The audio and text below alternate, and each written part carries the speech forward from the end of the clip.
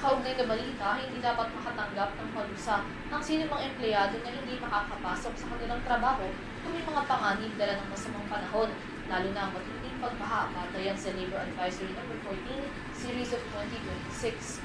Yan ang binigyang diin ng Labor Department sa gitna ng malalakas na buhos ng ulan at pagbaha nitong mga nagdaang araw dala ng habagat.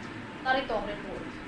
Sa gitna ng mga ilang linggo ng pag-ulan at pagbaha dala ng nagpapatuloy na epekto ng habagat, makailang beses na rin nakansela ang pasok sa mga eskwelahan at trabaho bilang pagsisiguro sa kapakanan at kaligtasan ng mga estudyante at ng mga manggagawa.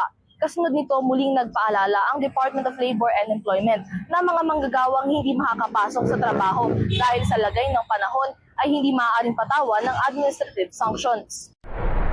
Isinasaad sa Labor Advisory No. 14 Series of 2026 na nilagdaan ni Secretary Francis Tolentino nitong Miyerkules ang updated guidelines pagdating sa suspensyon ng trabaho sa mga pribadong sektor lalo na kapag may bagyo at iba pang sakuna. Batay sa abiso, nasa kamay ng kumpanya ang pagdedesisyon patungkol sa suspensyon ng trabaho para sa mga empleyadong apektado ng masamang lagay ng panahon at similar na sitwasyon. Ang mga empleyadong hindi papasok sa trabaho dahil sa work suspension ay hindi eligible para sa regular pay, ngunit batay pa rin ito sa pulisiya ng kumpanya. Maaari ring gamitin ng mga manggagawa ang kanilang leave credits kung papayagan ng employer. Ang mga empleyado naman na papasok sa trabaho at makakabuno ng hanggang 6 na oras ay may karapatang matanggap ang kanilang buong regular na sahod.